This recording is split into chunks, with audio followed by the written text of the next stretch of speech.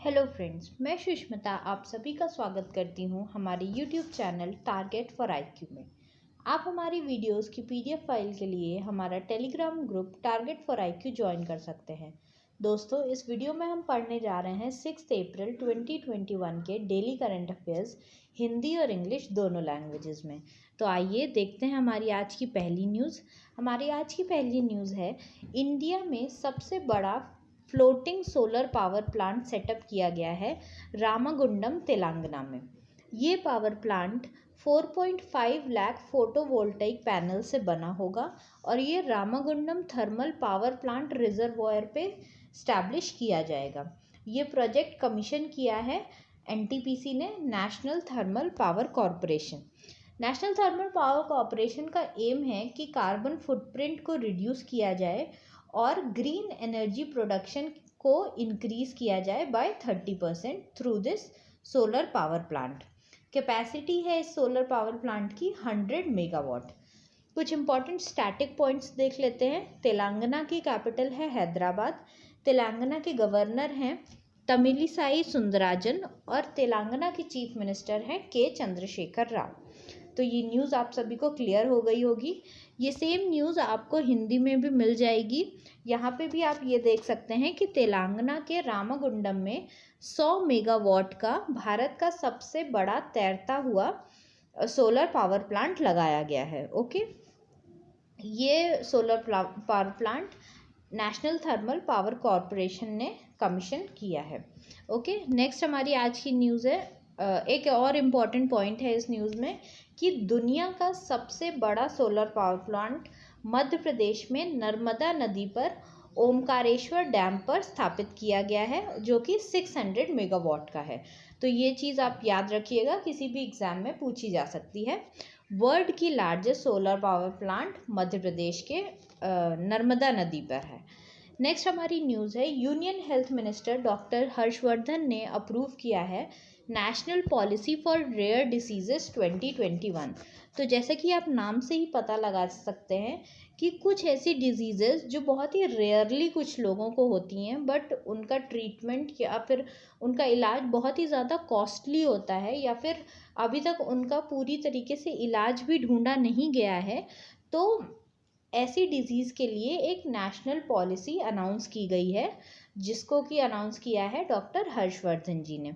इस पॉलिसी का ये एम है कि जो भी हाई कॉस्ट ऑफ ट्रीटमेंट होता है रेयर डिसीजेस के लिए, उनको रिप्लेस करके या फिर उनको लोअर करके हम जो इंडिजिनस रिसर्च और लोकल प्रोडक्शन होता है मेडिसिन्स का, उसको इंक्रीज़ कर सकें।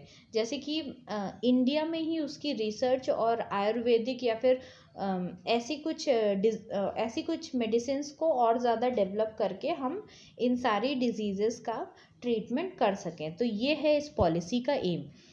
अगर हम अर्ली स्क्रीनिंग करेंगे तो हम प्राइमरी और सेकेंडरी हेल्थ केयर को इम्प्रूव भी कर सकते हैं और इन डिजीज़ेस को बहुत ही अर्ली स्टेज में हम डायग्नोस करके इनका ट्रीटमेंट शुरू कर सकते हैं। और उसी के लिए हेल्थ एंड वेलनेस सेंटर्स खोले जाएंगे और डिस्ट्रिक्ट अर्ली इंटरवेंशन सेंटर्स भी खोले जाएंगे। ओके, इस पॉलिसी में 20 लाख रुपए तक का फाइनेंशियल सपोर्ट भी देने की बात करी गई है under the umbrella scheme of राष्ट्रीय आरोग्य निधि। तो राष्ट्रीय आरोग्य निधि में के अंतर्गत 20 लाख रुपए केयर टेकर या फिर केयर गिवर को देने की बात भी कही गई है इस पॉलिसी में।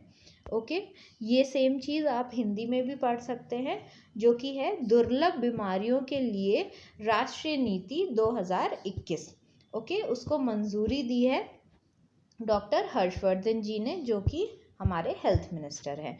नेक्स्ट हमारी आज की न्यूज़ है, union minister of environment Prakash Javadekar ने सेंट्रल गवर्नमेंट ऐसा कहा है कि सेंट्रल गवर्नमेंट सारे नॉर्मल बल्ब्स को, जो कि 40 से 60 वाट तक के हैं, उनको एलईडी बल्ब से रिप्लेस करेगी आने वाले कुछ सालों में।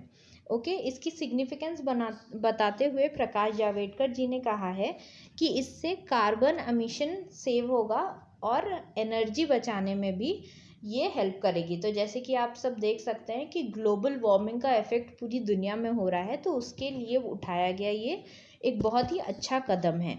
तो कार्बन एमिशंस कम करने के लिए ऐसा किया जा रहा है। और ये भी बताया गया है कि इंडिया एक one of the leading countries है रिन्यूएबल एनर्जी में, इसलिए इसकी कैपेसिटी अभी 136 गीगावाट पे है रिन्यूएबल एनर्जी की, और एलईडी से ये और बढ़ेगी। ओके, तो आप ये न्यूज़ हिंदी में भी पढ़ सकते हैं कि भारत सरकार द्वारा अगले कुछ वर्षों में सभी बल्बों को एलईडी बल्बों में बदलने की एक मुहिम चलाई जा रही है। जो बल्ब 40 से 60 वाट तक के हैं नॉर्मल बल्ब्स, उनको एलईडी बल्ब में कन्वर्ट किया जाएगा।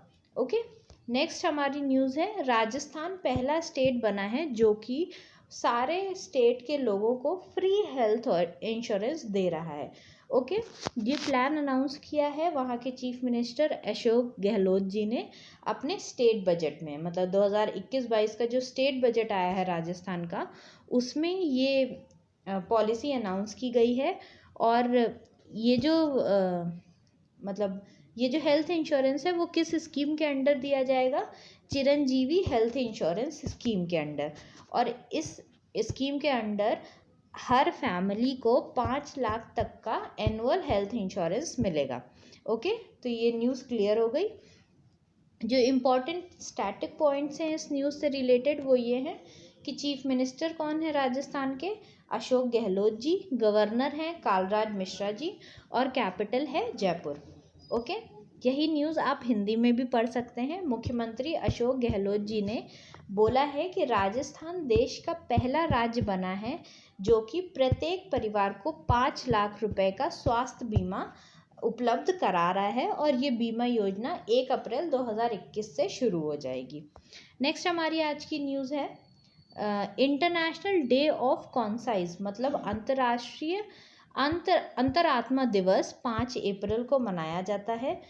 जैसे कि आप सुनते आए हैं कि मेंटल हेल्थ के बारे में आजकल बहुत बात हो रही है। मेंटल हेल्थ, मेंटल पीस, ये सारी चीज़ों के बारे में अवेयरनेस फैलाई जा रही है, तो उसी के अंतर्गत ये दिवस मनाया जाता है। और 2020 में पहला अंतर्राष्ट्रीय कंसाइज डे मनाया गया था, तो इस बार ये दूसरा मनाया जा रहा है। और इस दिन को लोग इसलिए भी मना रहे हैं ताकि जो लोग मानसिक रूप से बीमार हैं वो मतलब इतनी अवेयरनेस फैलाई जाए पब्लिक में कि उन लोगों की वजह से दूसरों को कोई खतरा उत्पन्न ना हो सके। ओके, नेक्स्ट आता है, ये चीज़ आप इंग्लिश में पढ़ सकते हैं कि 5 अप्रैल को इंटरनेशनल डे ऑफ कंसाइज मनाया जाता है। और पर्पस जो है इस दिन को मनाने के लिए वो यही है कि एक पीसफुल कल्चर प्रमोट किया जाए लव एंड कंसाइज का, ताकि जिन लोगों को थोड़े से भी मेंटल प्रॉब्लम्स हैं वो नॉर्मल लोगों की लाइफ में इतना इंटरफेयर ना कर सके, और वो लोग भी उनको अच्छे से केयर गिविंग और ये सारी चीज़ों में हेल्प कर सके। ओके, 5 अप्रैल 2020 को पहली बार ये मनाया गया था, और 2021 को दूसरी बार मनाया जा रहा है। नेक्स्ट हमारा आज का MCQ है, नेशनल मैरीटाइम डे या फिर राष्ट्रीय समुद्री दिवस निम्न में से कौन से दिन मनाया जाता है? तो पहला आपका ऑप्शन है 10 जनवरी, दूसरा 15 मई, तीसरा 5 अप्रैल, या फिर चौथा 20 अगस्त। तो इसका आंसर है हमारे पास 5 अप्रैल। 5 अप्रैल को हमारा नेशनल मैरीटाइम डे मनाया जाता है। और ये क्यों मनाया जा रहा है? ताकि इससे समुद्री व्यापार और यातायात के प्रति जागरूकता फैलाई जा सके। नेक्स्ट हमारा आज का MCQ है, हाल ही में कौन से देश की सरकार ने सभी सार्वजनिक यातायात निलंबित करने की घोषणा की है? क्यों घोषणा की है? कोविड-19 के चलते। तो आपके ऑप्शंस हैं बांग्लादेश, B भारत, C पाकिस्तान, या D नेपाल। तो इसका आंसर देख लेते हैं। इसका आंसर है बांग्लादेश। बांग्लादेश ने 5 अप्रैल से सारे सार्वजनिक यातायात निलंबित करने की घोषणा की है कोविड-19 की वजह से। नेक्स्ट आते हैं, उत्तर प्रदेश मध्य प्रदेश के बाद शादी के लिए जबरन धर्मांतर पर कानून पारित करने वाला देश का तीसरा राज्य निम्न में से कौन बन गया है? तो आपके ऑप्शंस हैं बिहार, झारखंड, कर्नाटक या गुजरात। तो इसका करेक्ट आंसर आप कमेंट सेक्शन में ज़रूर कमेंट करिएगा। आइए देख लेते हैं इसका आंसर क्या है। इसका आंसर है डी, गुजरात। तो गुजरात देश का ऐसा तीसरा राज्य बन गया है जिसने कि शादी के नाम पर जबरन धर्मांतर कराने के खिलाफ कानून लाया है। इसका एक कॉमन वर्ड आप आजकल सुन रहे होंगे, लव जिहाद। तो उसके लिए कानून बनाने वाला तीसरा राज्य बन गया है गुजरात।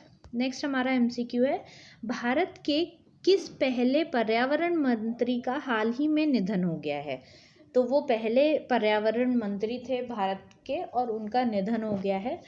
तो आपके ऑप्शंस हैं उसके लिए, राहुल सचदेवा, दिग्विजय सिंह जाला, बाबुल सुप्रिया या फिर नीरज कुमार सिंह। तो इसका करेक्ट आंसर है दिग्विजय सिंह झाला जी का अभी हाल ही में निधन हुआ है। वो 88 वर्ष के थे और वो हमारे पहले पर्यावरण मंत्री थे। कमेंट सेक्शन में ज़रूर कमेंट करके बताइएगा कि आपको ये वीडियो कैसी लगी। प्लीज़ लाइक करिए इस वीडियो को, अपने दोस्तों के साथ शेयर करिए और अपने जो भी सजेशंस हैं वो आप मुझे बता सकते हैं। Thank you so much.